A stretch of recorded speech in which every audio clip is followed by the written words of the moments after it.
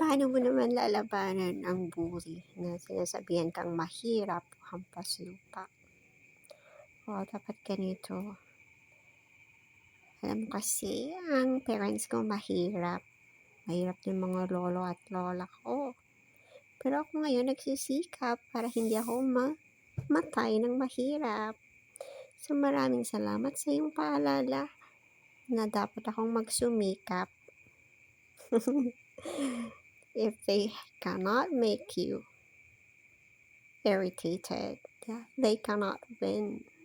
So mga kabataan, huwag magpapatalo sa mga bully. Gamitin ang utak, magsalita with grace at talunin ang mga bully. God bless you, children.